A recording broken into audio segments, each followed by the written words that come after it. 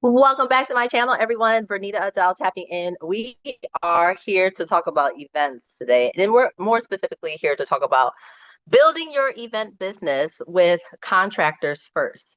If this is your first time in this space, my name is Verneda Adele. I'm an anti-racist event executive producer. I've been producing events for nearly 20 years in all of the major markets, both in the US and several places abroad.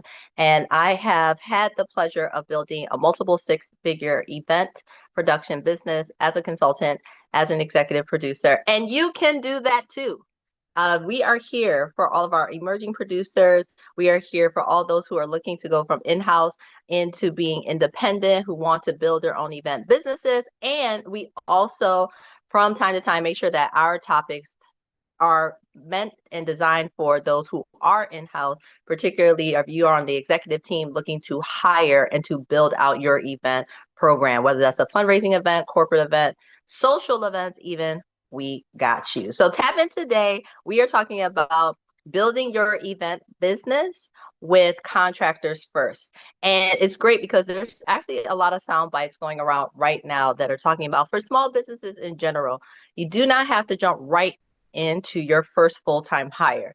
I mean, now, if you have gotten to the point where you can hire full-time, you have already hit a first major milestone. For many of us, for many people who are building businesses, that your vision is to be a small business, your vision is to be a major corporation, your vision is to be a unicorn that changes the world. Whatever that is, that first employee is an important decision. And it's really, really critical that you get an understanding of what exactly what you need. And it has been, in my experience, particularly building an event business, is that you really get an opportunity to not just know what you are really good at, because it starts with self-awareness. I mean, key point number one, you as the executive producer, you as the leader of the company, you as the visionary behind your event business, it's important to know first what your strengths are and who it is that you are looking to hire. Now, if you're fortunate, I very much have been able to build my business on having strong abilities and skills in like all areas of events. And I know there's people out there who are like, I do it all. I'm a logistics person and I am a creative person. I'm a numbers person and I'm really great with content creation and being able to tell our client story. Those are all major pieces. And if you can do them all, that is fantastic. If you know that there are some areas that you have stronger strengths in than others, then that's good to know too, because then you know you need to hire.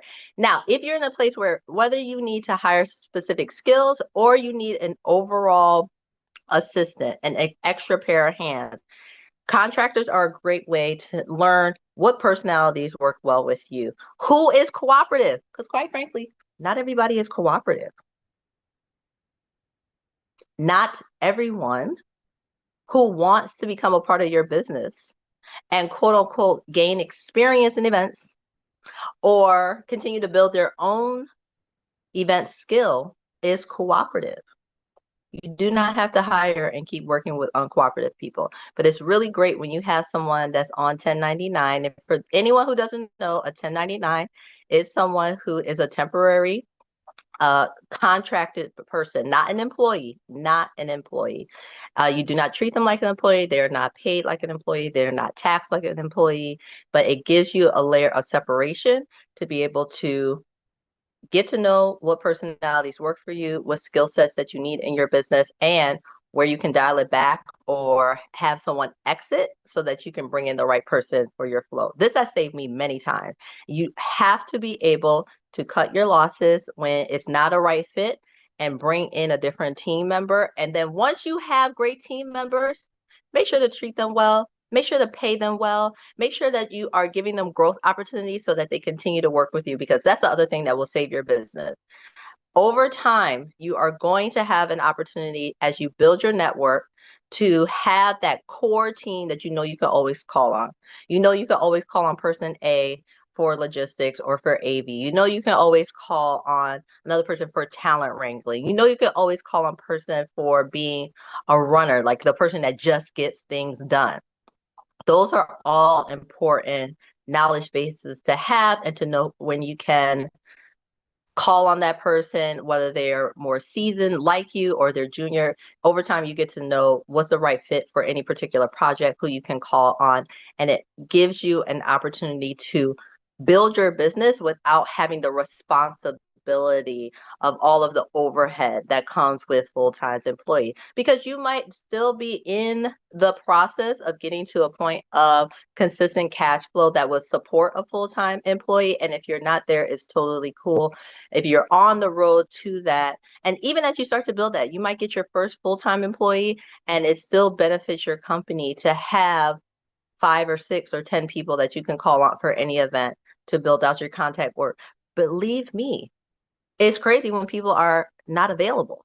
You're like, I'm going to call person A to work on this event. And crazy enough, person A is not available. And you have a backup B, C, and D contractor that you can call on and ensure that they will help you succeed in that event. Now, I talked about cooperation. It goes both ways. If you are a seasoned event producer, let's say you have your own business and you have built up a network of peers, of other executive producers or who are leading their own events, always be ready and willing to exchange the favor. I hire seasoned event executive producers and they hire me to help them to bring their events home, particularly when they know that I have a skill set that they really need to have to ensure success with their particular client.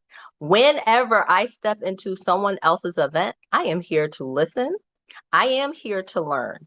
I am here to trust. I will never step into someone else's event as a contractor that's been hired to work with them and assume that I know everything.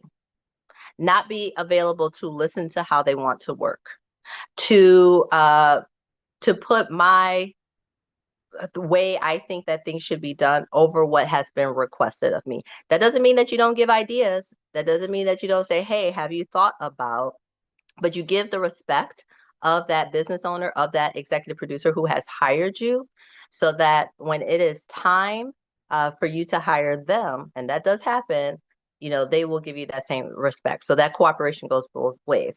Last thing that I will tap on today, because I love our 1099s, our contractors that work with Verneda Adele LLC, otherwise known as Production by Human Intonation. And if you would ever love to have a conversation about what your event needs are, working with our team, we would love to talk with you on ways that we can help you make your event successful. Be sure to tap in with me at Verneda Adele. I'll put my information in the chat, and you can catch me on all social channels, LinkedIn, here on YouTube, Instagram, all the things, all the things, all the things.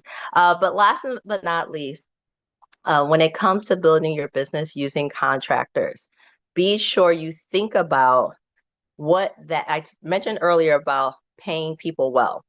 Make sure you think ahead when you are developing your contract with your client for that event. Think about the contractors that you are going to need as part of your contract negotiations.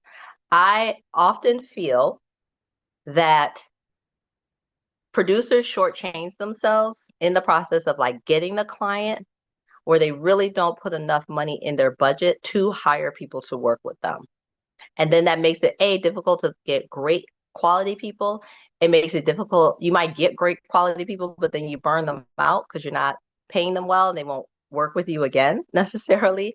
And then the third piece to it, when it comes to paying people well, making sure that you negotiate with your contractor if there is a special skill set that sometimes it's actually really great just to recommend someone. They don't always have to be a part of your team. Sometimes when there's really something special that needs to be done with an event, and if we're halfway through, let's say it's an add-on. So let's say that this is something that's over and above what your original contract is, and it's kind of outside of your scope.